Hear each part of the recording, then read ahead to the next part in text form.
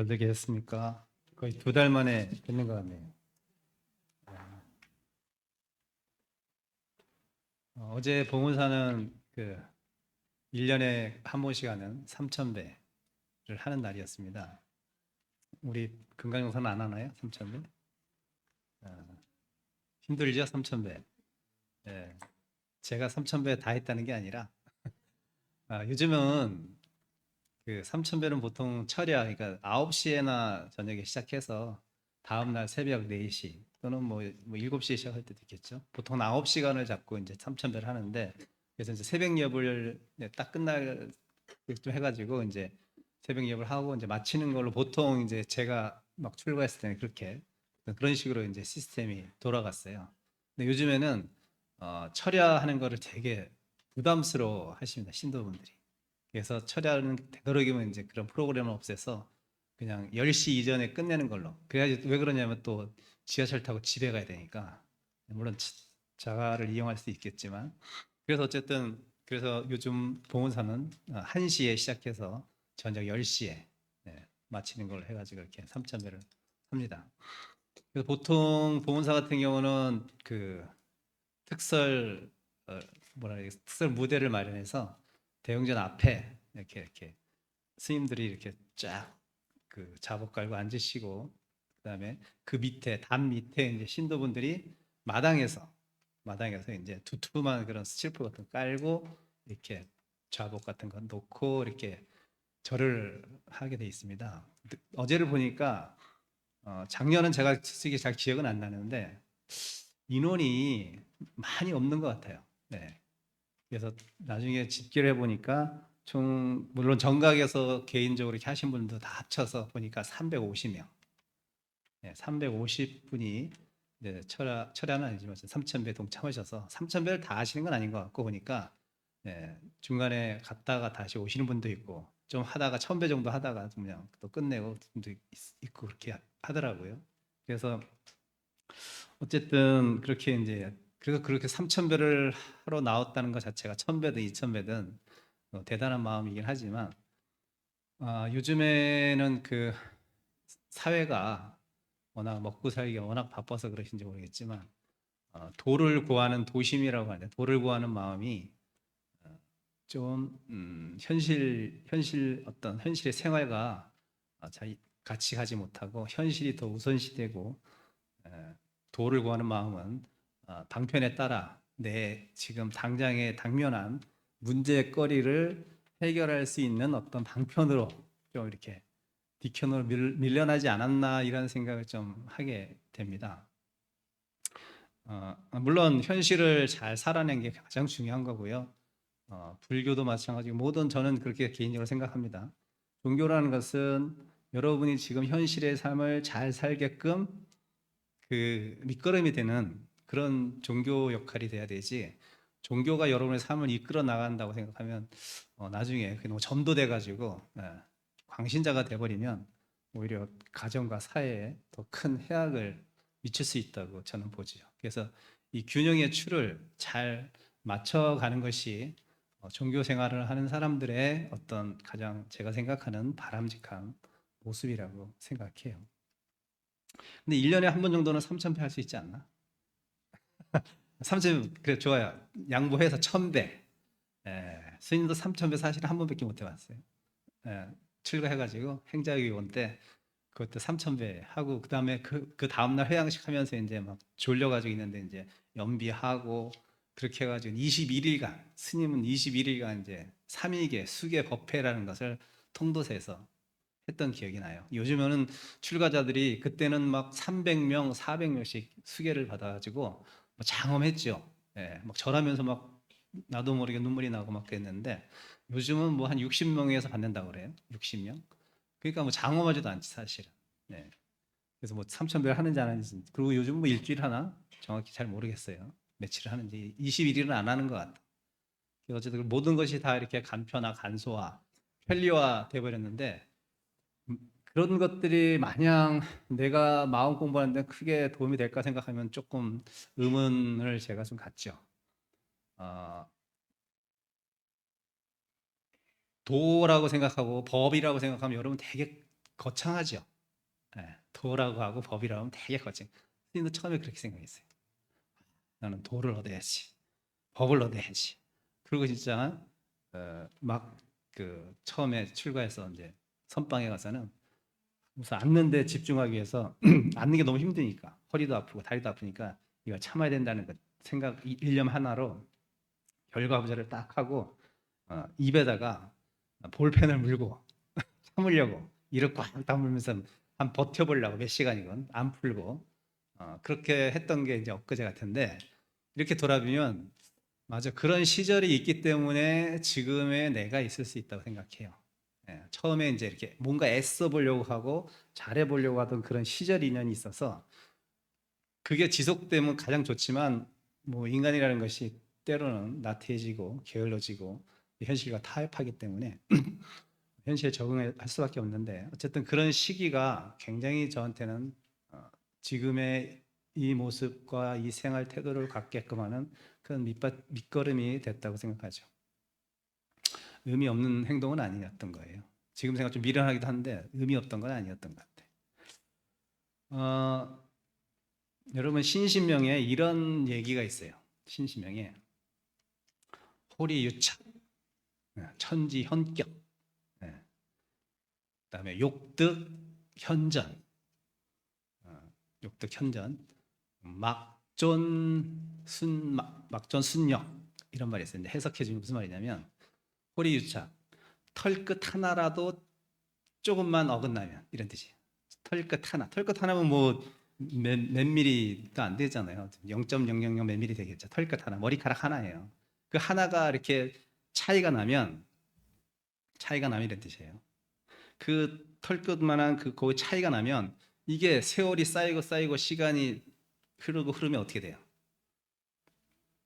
각이 어떻게 돼요? 골프 치신 분 아시죠?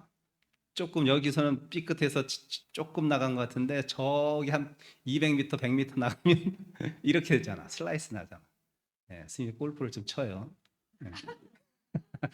슬라이스 나가지고 오른쪽으로 휘고 왼쪽으로 휘고 이렇게 된단 말이에요.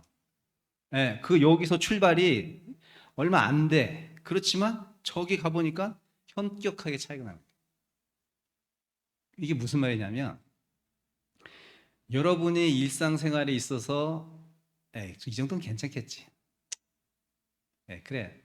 오늘은 괜찮겠지. 지금은 괜찮겠지라고 하는 그런 아주 안일한 생각들이 그 누가 봐서 비난받을 일 아닙니다, 사실은. 그렇게 생각할 수 있고 그렇게 행동할 수 있는데 그 생각이 하나가 한 생각이라고 하죠, 불교에서는. 한 생각이 삐끗하면 그것이 길게 오랜 세월이 지나면 어떻게 되는 거예요? 한 생각이 삐끗하는 순간 그게 삐딱하게 돼버려요. 시간이 지나면. 이게 무슨 말이냐면 여러분이 살고 있는 지금의 현재를 아주 신중하고 때로는 빈틈없이 살려고 애를 써야 된다는 얘기를 하는 거예요. 그게 뭐냐면 내가 숨 쉬는 것 또는 밥 먹는 것, 뭐 숟가락 드는 것 하나하나 이 하나하나가 결국 일상의 하나하나의 모습이긴 하지만 결국 그 일상의 하나하나의 모습들이 나중에 시간이 흐르다 보면 내 마음의 평화를 공고히 하는 경우도 생기고 마음의 평화를 깰 수 있는 일들이 된다는 거예요. 그래서 스님들이 삶이라는 게 물론 도를 구하고 부처님 법을 구하러 출가를 했지만 도가 그렇게 쉽게 구해집니까? 처음에 저도 그럴 줄 알았어요. 열심히 하면 다 될 줄 알았어. 이 순간 그냥 막 이 악물고 그냥 용맹이 정진하면 될 줄 알았어요. 근데 그렇게 하루 이틀을 가능할지 몰라도 그것이 10년, 20년 가능한가요? 안 가능해져요. 인간은 그렇게 될 수가 없어요. 물론 그렇게 하는 사람은 초인적인 사람이겠죠. 자, 결국은 내가 일상에서 하는 모든 것들이 하나하나가 모여서 그것이 나중에 큰 힘이 되는 거예요. 또는 일상에 내가 하나하나 소홀히 했던 것들이 나중에 크게 돼서 내 생활과 내 마음을 흔들어 버리는 거예요. 그럼 뭐 반대로 얘기하면 그러면 내가 미래에 내가 마음 편하려고 하면 지금의 내가 갖고 있는 어떤 태도, 생각을 소중히 살펴야 돼. 이것이 도가 되는 거고, 이것이 법이 되고, 이것이 마음의 평화가 되고, 이렇게 연결되는 거예요. 예. 그래서 스님들은 어떻게 한다? 밥 먹는 것도 굉장히 신중하고 조심스럽고 여법하게 한다. 바로공양 하잖아요. 바로공양. 그 바로공양을 왜 해요? 아니 귀찮은데. 이렇게 법공양을 해. 40대 점심때는 법공양을 보통 많이 하는데, 절집에서. 요즘은 뭐 출가자가 없어서 많이 안 한다고 하지만 스님 때만 해도 무조건 40대 법공양이에요. 그 송강사 얼마나 습해요. 엄청 습하거든요. 가사장사 믿고 여름에 들어가서 바로공양하면 40분, 최소 40분 걸려요. 아니 한 끼 먹는데 40분 걸린다니까. 그러면 땀이 막 다 차요. 근데 왜 그렇게 불편한 짓을 하는 거지? 효율적으로 따지고 능률적으로 따지면 그거는 아주 그냥 효율적이지도 않고 능률적이지도 않은 일이야. 예. 간편하게 와가지고 간편하게 뷔페식으로 먹고 딱 끝내보면 좋은데, 왜 스님들이 앉아가지고 법공양을 하면 그렇게 하냔 말이에요. 고역스럽게.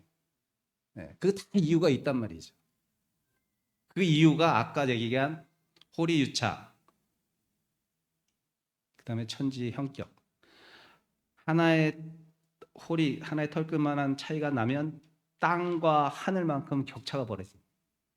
이 먹는 거 하나 내가 소중히 하면, 여러분이 그래, 이 한 숟가락 좀 지금 입맛이 너무 좋은데 이 한 숟가락 더 먹고 싶다. 더 먹을 수 있어요. 근데 그게 한 숟가락이 한 끼, 두 끼, 세 끼, 네 끼, 다섯 끼 되면 어떻게 되는 거예요? 당뇨, 혈압 이렇게 되는 거예요. 그 한 숟가락이. 예, 뭐 처음에 한 끼를 많이 먹어서 그런 게 아니라 그 한 숟가락, 한 점, 이것들이 쌓여서 여러분의 지금의 건강을 좌우하는 아주 기본적인 요소가 됐단 말이에요. 반대로 얘기하면 우리가 도를 구하고 마음의 평화를 구할 때도 이런 거, 밥 먹는 행위 하나하나가 나중에는 그 밥 먹는 행위를 어떻게 우리가 접근하냐에 따라서 나중에는 도를 구할 때 그 마음의 바탕이 된단 말이에요. 그래서 스님들은 바로공양, 밥을 먹는 것도 도를 구하는 마음으로 먹는 거예요. 그래서 법공양이라고 하는 거예요. 밥공양이 아니라 법공양. 법을 구하는 공양이란 뜻이에요. 그 법공양을 할 때 왜 그렇게 40분씩 시간이 흐르냐면 개성이 엄청 많아요. 노래를 부르면서, 우리가 맨날 노래 부른다 그래. 스님들끼리 농담으로. 오늘 노래 불러야지 밥을 주니까 노래 부릅시다. 이 오늘 이제 스님이 여러분한테 이제 해줄 법문의 내용들이 그 바로공양 할 때 거기에 나오는 개성들의 의미를 한번 되새기면서, 내가 평소에 하나의 생각, 하나의 눈빛, 하나의 몸짓이 결국 그것이 나한테 하나의 큰 수행이었다는 것을 한번 되새겨 보시고, 밥 먹는 행위 하나 자체도 도를 구하는 또는 법을 구하는 큰 의식으로 승화될 수 있다는 것을 여러분도 한번 자각하는 의미에서 제가 오늘 여기 나온 것을 좀 해석해 주면서 법문을 마칠까 합니다. 스님들은 바로공양할 때 이제 많은 일화들이 이제 스님도 많이 있어요. 스님도 많이 재밌는 일들이 많이 있어요. 바로공양 하다 보면 예를 들면 이제 도반들을 좀 이제 바로경양 때 좀 골탕 먹이기 위해서 그 바로경양 혹시 여러분 그 하는 광경 보신 적 있어요? 다큐란 같은 데서? 뭐 어떤 식으로 이제 짧게 얘기해 주면 행익조가 있어요. 행익조. 한마디로 내가 직접 셀프로 밥을 푸는 게 아니잖아요. 누가 밥을 퍼줘야 돼. 그러니까 어른 스님들은 쭉 앉아 계시고 제일 핫한 스님들 막 출관, 그때 송광사 제가 이제 막 출가해서 치무반이었으니까 저희 같은 이제 맨 핫한 스님들이 그걸 행익이라고 하는데, 국도 나르고 천수도 따르고 밥도 푸고, 그러면 이제 앉아 있는 스님들은 바루를 펴놓은 상태에서 그 바루만 이렇게 주면 그 바루에다가 밥도 퍼드리고 국도 퍼드리고 천수도 따라드리고 이렇게 하는 구조예요. 그러니까 우리들은 맨 핫한들은 어때요? 밥 먹을 시간이 별로 없어. 왜냐하면 행익하고 뭐 다 나눠주다 보고 앉으면 자기는 요만큼씩 먹지 않으면 계속 움직여야 되니까 숙류도 따라드려야 되고. 그래서 저희는 적게 먹고 수행하려고 적게 먹은 게 아니라 시간이 없어서 조금밖에 못 먹었던 거예요. 그래서 이제 어른들이 어떤 식으로 앉아 있냐면, 여기다 만약에 이제 저기가 어간이다, 부처님이 계신 어간이다 하면 이쪽. 그러니까 제 기준으로 이쪽은 저기 백운이라는 표현을 써요. 백운. 그러니까 붙어 있어요. 등 뒤에 이렇게 앉아 있는 스님들에게 쫙 둘러 한 옛날 같은 경우는 뭐 송강사 같은 경우 한 60분 정도, 해인사는 100분이 이렇게 쫙 둘러 있단 말이에요. 그것도 다 100명이 안 되니까 또 여기 중자라 그래서 요 가운데도 또 바로를 펴요. 합판들이 여기 많이 앉죠. 저기는 어른들이 앉고. 그럼 여기서부터는 이제 백운이야. 쫙 백운이 쭉 있고 여기는 청산이라고 딱 그래요. 그러면 백운의 첫 번째 가장 높은 부분은 뭐냐면 백운이 뭐예요? 구름이죠. 흰 구름이잖아. 흰 구름은 어때요? 머물러 있어야 떠나요. 떠나죠. 여기서 한철만 살고 가는 스님들이 전형적으로 수자들이죠. 네, 수자들 한철 살고 3개월 살고 딴 데로도 가잖아요. 그래서 그 스님들은 여기 쪽으로 앉는 거예요. 백운이라고 해서. 그러면 수자 중에서 수자 중에서 가장 어른은 선원장이 되는 거예요. 또는 입승이 되겠죠. 그 입승에 앉고 그 자차대로 이제 출가 자체대로 쫙 앉아요. 그러면 여기에는 청산이에요. 청산은 푸른 산은 움직여요, 안 움직여요? 그러니까 거기에 살고 있는 대중. 송강사면 송강사 대중. 그래서 가장 높은 분이 누구야? 방장 스님이지. 그러니까 방장 스님 첫 번째로 앉아 계신 거. 그 다음에 누구예요? 수자 또는 유나 이렇게 되겠죠. 그다음에 주지. 그다음에 뭐 이렇게 쭉 자차대로 또 쭉 소임자, 총무, 재무, 교무 이렇게 해서 쭉 앉겠죠. 쭉 앉아요. 그러면 이제 행위조가 두 조가 나가는 거예요. 두 조가 여기 한 조, 여기 한 조. 그래서 이쪽으로 한 조 쭉 나가고 이쪽으로 한 조 쭉 나가고 최소 그러니까 6명이 필요해요. 행위를 하려면 여기 3명, 국 바로 아재 천수, 그다음에 밥, 국. 그치 세개 기본이니까 뭐 3명이잖아요. 따로따로 해야 돼요. 3명, 3명, 6명이 저희는 합판에서 나가서 이렇게 행위를 해야 된단 말이죠. 네, 그런 식으로 이제 바로공양이 이루어지는 거예요. 그래서 처음에는 이제 천수물을 탁 따라드리면 이제 천수를 받아서 바로에 있는 먼지 같은 걸 이렇게 다 헹구는 거예요. 그래서 딱 놓고 그 다음에 이제 밥이 나가죠. 밥이 나가면 그걸 이제 바로를 딱 받아서 바로를 딱 해서 이제 삼각형으로 이렇게 해가지고 밥을 예쁘게 퍼야 돼. 아무렇게 푸는 게 아니에요. 그냥 막 푸는 게 아니라 그 다 격식이 다 있어요. 저희도 수비를 다 해요. 뭐 가지고 연습하는지 알아요? 모래. 모래하고 주걱이 연습하는 게 늘 있어요. 이렇게 밑에. 그러면 우리 같은 치문반들은 거기 나가서 그걸 맨날 이렇게 연습을 해요. 그래서 나가서 이제 아주 삼각형 모양으로 예쁘게 이렇게 밥을 탁 퍼야 돼요. 그래서 어른들한테 다 얹어줘야 돼요. 제가 이제 처음으로 이제 행익을 나갔는데 그때 돌아가신 이제 송강사 방장 스님이 이제 그때 거기 제일 앞에 딱 계시죠. 제가 또 행익 쪽은 그쪽이었어요. 청산 쪽이었어요. 그래서 제가 밥을 딱 펐는데 제가 옛날에 이거 한번 얘기했던 것 같은데 제가 이제 막 출가해서 아무도 모르잖아요. 근데 들은 거 있어가지고 스님들은 수행자들은 요만 조금씩만 먹는다니까 방장선 같은 도가 높으신 분은 조금만 먹을 거야. 그래가지고 진짜 요만큼 퍼드렸나? 딱 퍼드렸어요. 그러니까 방장 스님이 딱 봤더니만 저를 한번 이렇게 쳐다봐요. 네 새 모이주나? 제가 당황해가지고 빨리 또 퍼가지고 이제 이렇게 드렸던 기억이 납니다. 네, 그렇게 이제 행위가 하면서 그다음에 이제 국이 또 나가서 국 떠드리고 이렇게 쫙 하면서 이제 스님들이 이제 바로 먹는 게 아니라 이제 다 이제 찬도 이제 다 있겠죠. 이제 다 바로가 있으면 이제 다 찼어요. 그럼 그다음부터 이제 개성을 이제 읊겠죠. 자, 그 개성이 처음부터 이제 하발계부터. 하발계라는 것은 보면은 프린트 한번 봐보세요.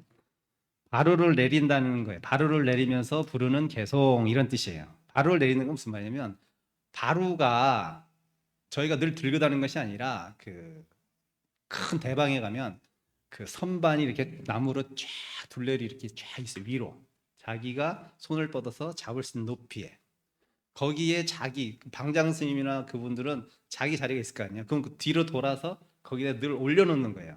그러면은 그거를 내릴 때 내려서 하는 걸 하발계라고 하는 거예요. 그 하발계가 이제 집지은기, 당원중생, 성취법기, 수천인고 이렇게 하는 게 아니라 이제 음을 넣어서 하죠. 뭐 집지은기, 당원중생, 성취법기, 수천인공 이렇게 같이 대중이 똑같이 운율을 맞춰서 이렇게 개성을 읊습니다. 뭐 굳이 해석을 하자면 집 집지잖아요. 집지. 뭘 잡는다라는 뜻이죠. 응기는 응당한 그릇이란 뜻이잖아요. 응당한 그릇이니까 이게 바로 바로를 얘기하는 거예요. 응기는 바로를 잡을 때 이렇게죠. 응기. 왜 응당한 그릇이냐면 수행자들은 마땅히 공양을 받을 자격이 있다라는 뜻이에요. 응당이. 그렇죠. 그런 뜻이에요. 왜 응당이냐면 수행을 하니까. 수행을 하기 때문에 응당이 공양을 받을 만한 그릇이다. 이런 뜻, 그런 뜻이에요. 그래서 그 다음에 당원 중생. 근데 내가 이 바루를 받아서 내 몸을 양약으로 삼지만 내가 그 밥을 받아서 배고픔을 면하는 것은 무엇을 위해서냐면 당원 중생이야. 중생들의 원을 마땅히 생각해야 돼요. 여러분이죠. 여러분들이 쌀도 올리고 막 올릴 거 아니에요. 뭐 현금을 하든 쌀을 하든. 그럼 이것이 여러분들이 물론 여러분의 바람 뭔가 있어서 하기도 하지만 결국 이것이 우리가 먹을 수 있는 어떤 양약으로 또는 밥으로 돌아오는 거잖아요. 그러니까는 여러분의 원을 생각해야 돼요. 밥 먹을 때도 중생들이 원하는 원을 생각하면서 해야 된다는 뜻이. 그 다음에 성취 법기. 자, 이것을 내가 중생들의 원을 생각하면서 이것을 받았는데 성취 법기예요. 그러니까 내가 법의 그릇을 성취해야 돼. 법의 그릇이 뭐예요? 깨달아야 된다는 거죠. 내가 중생들의 원을 생각해서 그 원을 내가 들어주기 위해서는 내가 그걸 어떻게 일일이 다 들어줘. 내가 깨달으면 그 깨달음 힘을 가지고 그것을 내가 들어준다기보다는 그것에 대해서 내가 해결할 수 있는 방향을 제시해 줄 수 있다는 얘기겠죠. 그 다음에 수천인공. 천인의, 그러니까 여러분들은 천인이에요. 밥을 여러분들이 현재 살고 있는 사람이긴 하지만 여러분이 천인이 내려주는 공양이라고 생각하고 내가 받습니다. 이런 뜻이. 천인공이라는 것이. 그렇게 해서 이제 하발계를 하고, 그 다음에 이제 회발계는 이제 부처님의 이제 생각하면서 부처님이 4대 성지가 있죠. 태어나시고 법을 깨달으시고 전법하시고 돌아가신. 그렇죠? 요거를 이제 개성으로 하는 거예요. 불생갑이라 성도 마갈타 설법하라나 인멸구시라.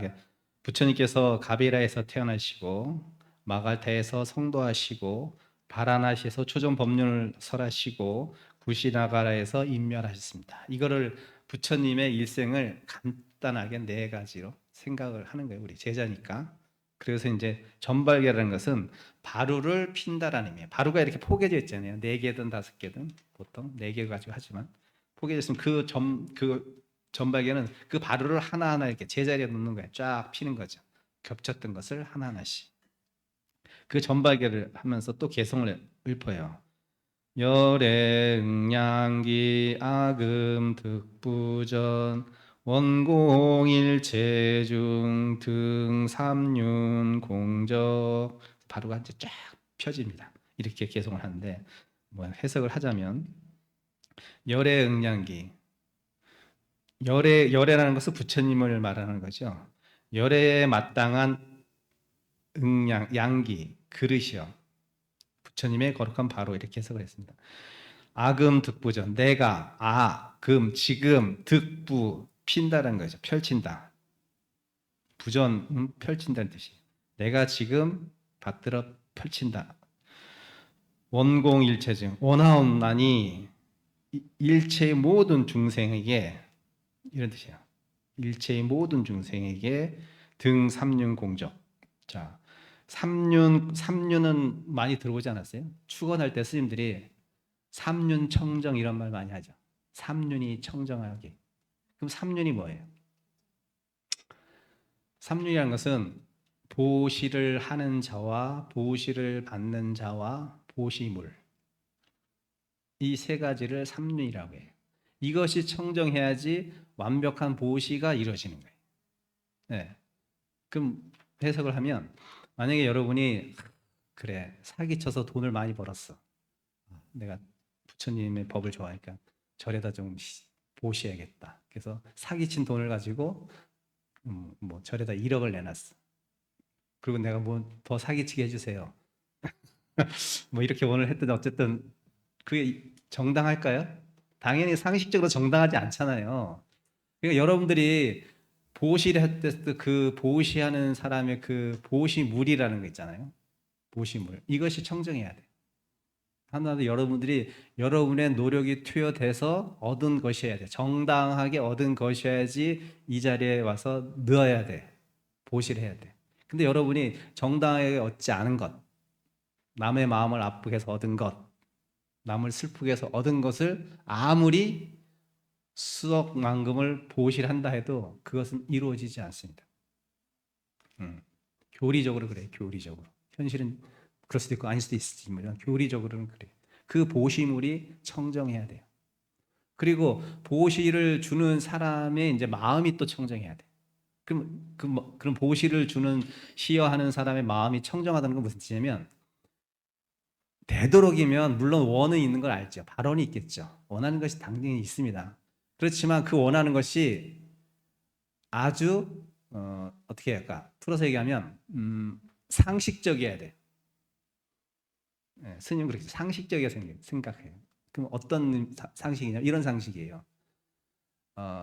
자, 한 달 스님 그 여기 기도비도 뭐 거의 비슷하다고 생각하죠. 보험사도 마찬가지니까. 한 달 기도하는데 거의 10만 원이야. 그렇죠? 좀 몰랐나? 20만 원인가? 100일 기도하든 뭐 한 달 기도하든 그렇게 돼요. 근데 여러분 잘 생각해 보세요. 여러분 자녀들 대학 입시하기 위해서 한 과목 가르치는데 얼마시니? 100만 원 내지 않나? 꽤 비싼 걸 알고 있어. 특히 강남은 더 비싸지. 생각해봐. 아들 대학교 입학시켜 달라고 하면서 10만 원 내놓고 아니 한 과목 할 때는 100만 원 내. 그리고 대학교를 원하는 대학을 붙어달라. 이거 상식적으로 돼야 안 돼. 네, 어떤 스님이 그러더라고. 내가 보니까 나 하루에 일당 2,500원이야. 무슨 말이 있으니까. 아니 10만 원 따서 이렇게 따져보니까 일당 2,500원 받고 나 지금 녹닥치겠네. 우스갯소리지만 그 말씀을 하죠. 이게 뭐 뼈 있는 얘기예요, 사실은. 모든 것은 상식적이어야 돼.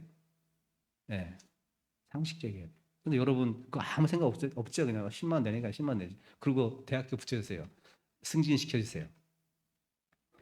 네, 굉장히 여러분 그 하나하나가 사실은 디테일하게 여러분 명품과 명품이 아닌 것은요. 크게 차이 없어요. 예, 디테일이야 디테일. 예, 한 땀 한 땀을 잘 정성껏 해가지고 흠이 없으면 그게 명품인 거예요. 그 한 땀 한 땀이라니까. 바느질 한 땀 한 땀이 명품이라니까. 네, 맞잖아요. 루치 같은 거 봐요. 명품이잖아. 왜? 한 땀 한 땀 정성껏 했잖아. 일반 그냥 시장표 가방은 어때요? 대충 했잖아. 그래도 어떤 들다 보면 뜯어지잖아. 그러니까 명품과 명품 아닌 것은 일반품하고는 크게 차이가 아니라 그 디테일의 차이예요. 한마디로 모든 수행도 마찬가지고 디테일해야 돼. 다 디테일. 음. 여러분들 그걸 너무나 그냥 뭐 쉽게 그렇게 생각하지만 그냥 상식적으로 생각하면 그거는 안 맞는 거야. 제가 보기도 100만 원 받아도 모자라. 대학교를 만약에 붙게 해준다고 했을 때 될 수도 있고 안 될 수도 있지만 그렇잖아요. 상식적으로. 근데 여러분 10만 원 내놓고 대학교 붙어주세요.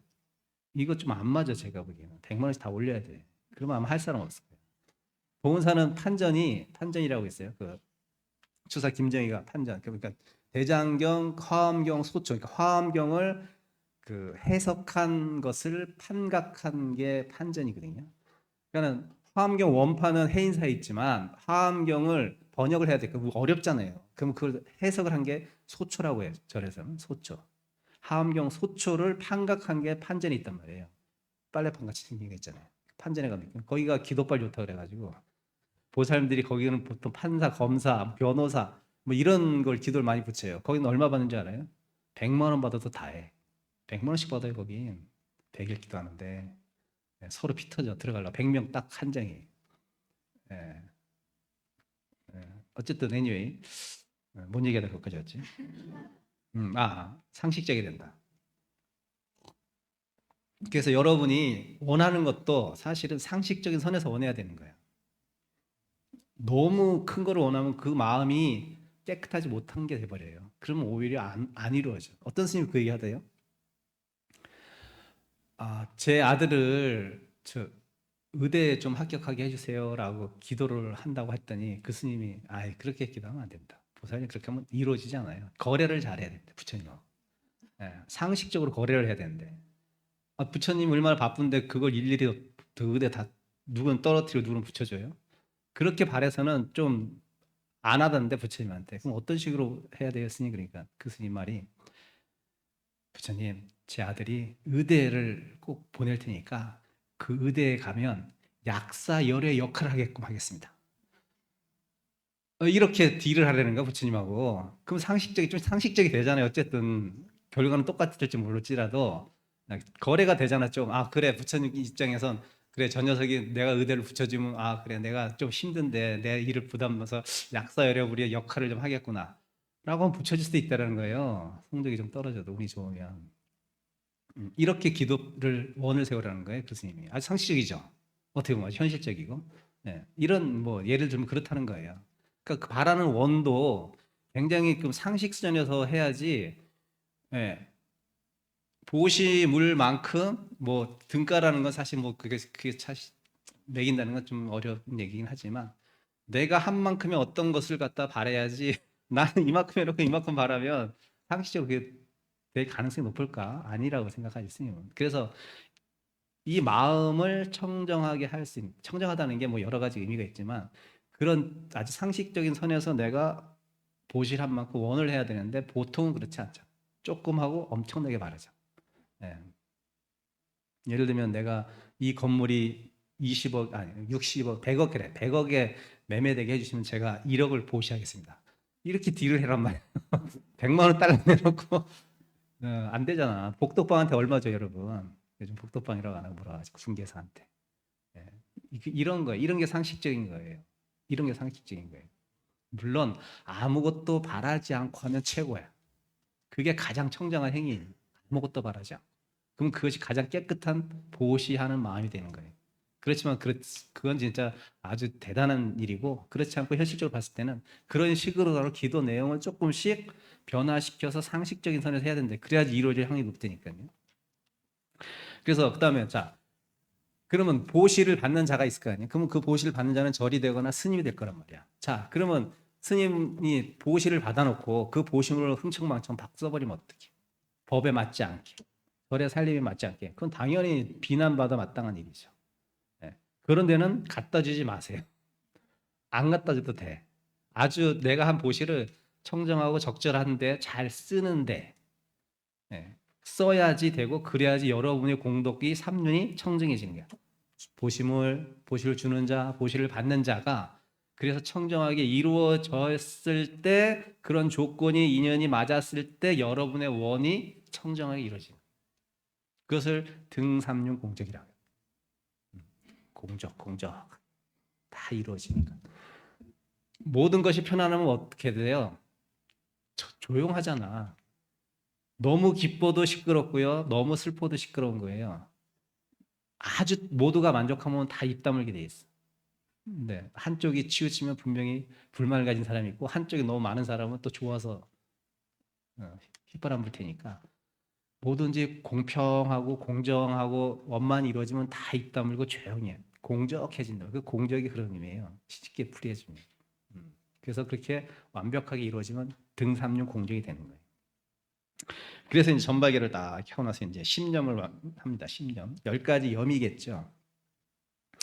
비로자나불은 법 자체를 얘기합니다. 네, 뭐 비로자나불 하니까 무슨 부처님인 줄 알고 착각하시는데 그게 아니라 법을 상징한 게 비로자나. 진리 그 자체, 진리 그 자체를 형상화한 거예요. 그걸 비로자나불. 그것은 진리는 청정하잖아요. 사실 청정도 안 맞지. 청정하면은 청정하지 않은 게 있게 되기 때문에 마치 이것은 비유해서 청정하니까 이렇게 생각하면 안 되고 그냥 순수 그 자체 본질 뭐 이렇게 얘기하겠죠. 선에서는 그걸 한 물건이라고 얘기할 것이고 그래서 청정법시 비로자나불은 청정 그 자체 본질 그 자체 그 때문에 청정법신 비로자나불 원만보신 노사나불 그다음에 그 법의 화신으로 나타나는 게 부처님이라 인간의 몸으로 태어났긴 하지만 그 법이 형상화돼서 우리가 눈으로 보고 피부로 만지고 귀로 들을 수 있게 형상화시켜 놓은 게 태어난 게 부처님이라고 해서 화신불이라고 해서 1100억 화신이라고 하는 거예요. 근데 그 화신의 모습이 1100억이야. 어마어마한 모습으로 변화 가능하다는 게 있죠. 예, 꼭 한나의 부처님이 아니라 뭐 때로는 약사이라도 나타나고 때로는 지장보살로 때로는 간생보살로 나타나고 이렇게 변화 가능한 거예요. 여러분의 원에 맞춰서 응하여 나타나는 거예요. 그래서 부처님은 화신불이라고 그래. 그래서 1100억 화신불. 1100억 화신 석가모니불, 그다음에 구품도사 아미타불. 아미타불은 뭐 서방 정토에 계신. 그다음에 당내하생. 당내하생은 앞으로 올 미래 부처님, 미륵존불이라고 하죠. 미륵존불, 마이트리아.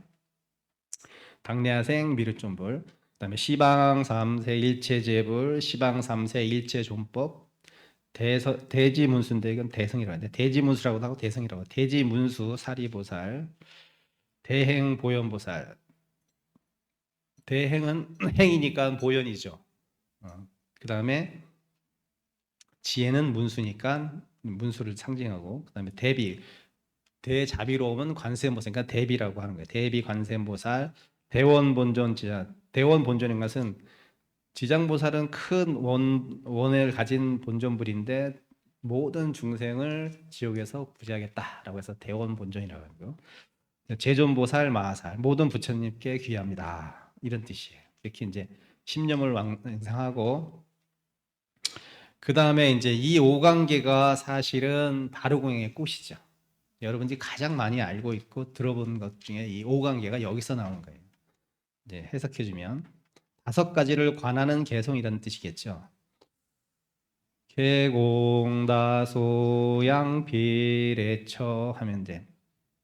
온갖 정성 두루싸인 이 공양을 총기덕행 전결은공 부족한 덕으로 감히 받습니다.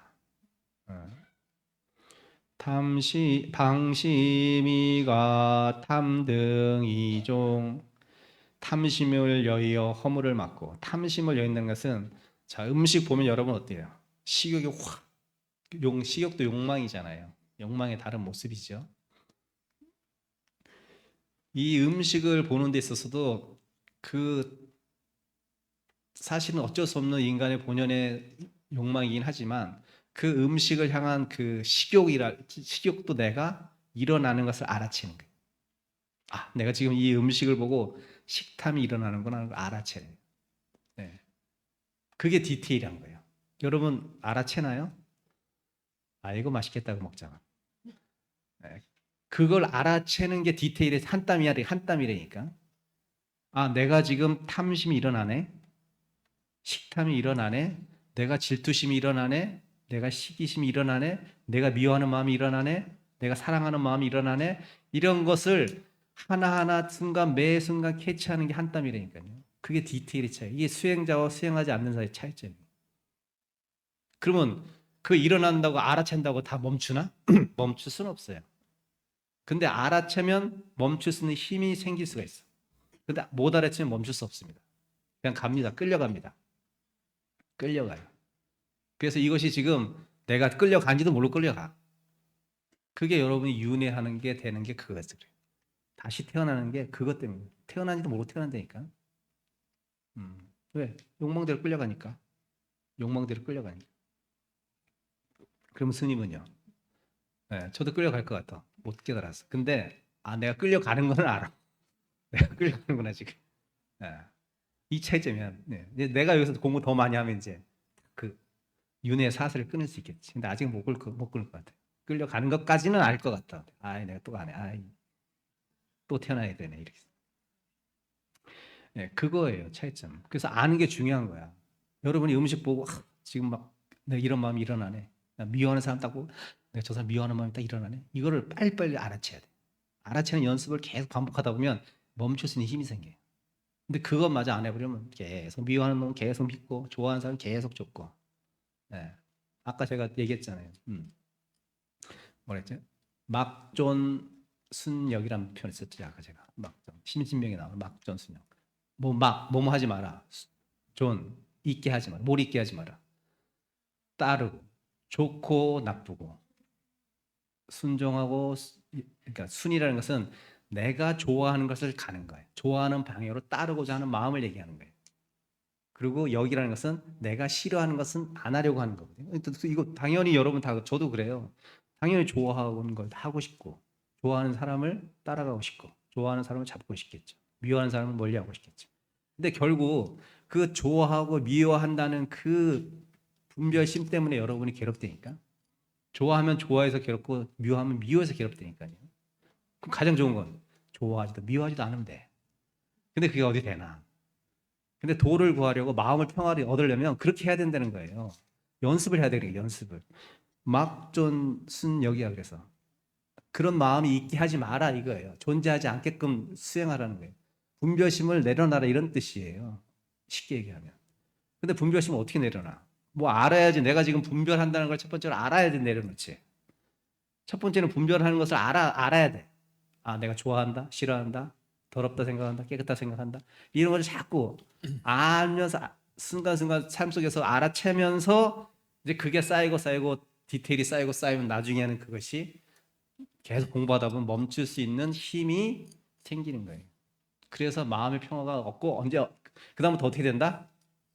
좋아하는 게 와도 좀 이따 또 가겠지. 또 미워하는 마음이 와도 아이 그래 좀 밉지만 이것도 분명 또 상황에 따라 인연에 따라 또 바뀔 거야 라고 생각하면 그렇게 미워했던 놈이 좀 덜 미워지고 그렇게 좋아했던 사람이 덜 좋아지게 된다니까. 그러면서 약간 뭐 그게 중도예요. 다른 게 중도가 아니라 미움과 사랑을 벗어난 마음, 중간의 마음이 아니라 그 양변을 떠난 걸 중도라고 하는 거예요. 중변의 마음이에요.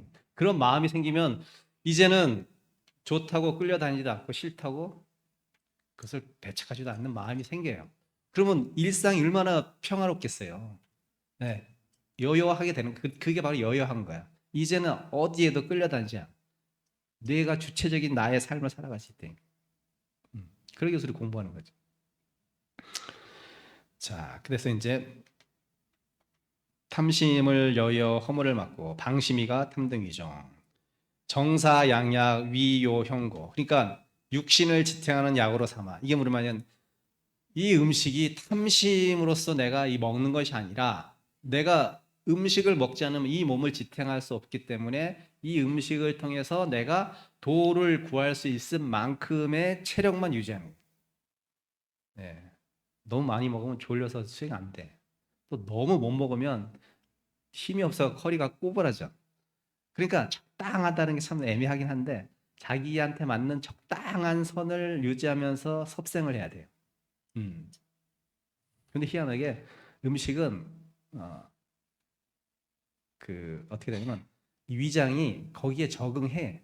희한하게 내가 조금씩 먹을 못하면 조금만 먹어도 이제는 그렇게 배가 고프진 않은데 자꾸 조금씩 먹다 보면 나중에는 이게 더 양이 많아지고 위가 늘어나가지고 조금 먹으면 이제 안 먹은 것 같게 돼버린 거예요.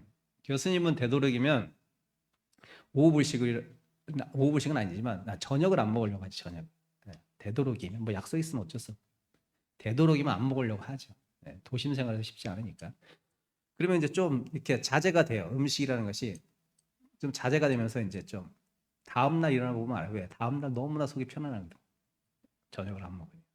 근데 먹고 자면 먹을 때 행복하죠. 아이고 기쁘다. 맛있게 먹는데 다음날 너무 힘들어. 이것은 경험에서 우러나온 거기 때문에 그래서 인간이 참 미련한 것이 알면서도 못해. 왜? 그 식욕을 못 이겨. 그 탐심을 못 이겨요. 알아, 스님도 알아. 그렇지만 그 좋은 걸 생각하는 거야. 아, 내가 이렇게 해봤더니 그 좋더라라는 지금의 현재를 견딜 수 있게 할 수 있는 힘은 경험 삼아 이거 해봤더니 참 좋더라는 것을 알면 그때 그거 상상하면 조금 이게 막아지는 거예요. 방지가 돼요. 방비가 돼요. 근데 그것마저 경험해보지 못한 사람은 그러한 기분이 그러한 상태가 있는지도 모르고 그냥 계속 먹는 거예요. 그리고 후회하겠지 다음날.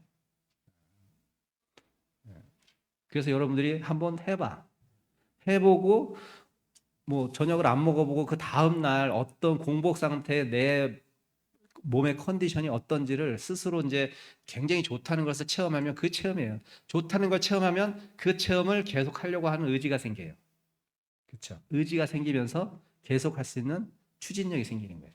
근데 그것을 하다 안 하면 안 되고 쭉 해보면 어떤 그런 체험이 와요. 그럼 그 체험 속에서 내가 이제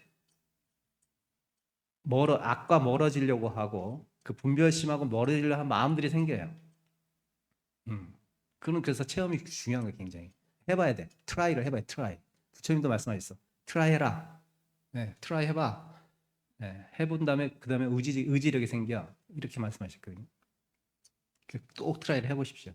생각만 하지 마시고 뭐 몸에 좋다 그러면 달리기가 좀 달려보고 수영도 해보고 뭔가 이렇게 내 몸에 좋고 내 생각이 좋고 내 마음에 좋다는 것을 체험을 해보면 이제 그 다음부터 좀 하는데 좀 내가 게으르고 피곤할지라도 추진할 수 있는 힘이 생겨. 그 도업을 이루고자. 자, 내가 이 밥을 먹는 것은 사실은 배고파서 먹기도 먹는 거지만 그것보다는 내가 이걸 먹음으로써 도를 이루기 위한 약으로 삼아서 먹습니다라고 해서 이제 오관계를 다 읊는 거예요. 자, 그럼 이제 그 다음에 이제 공양이 시작되는 거야. 이거 다 해야지 이제 밥을 먹을 수 있어.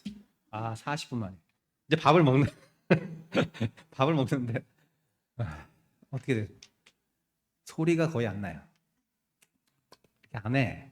예, 그렇게 쉽지 않아요. 입 딱 다물고 이렇게 벌리지도 않아요. 잘.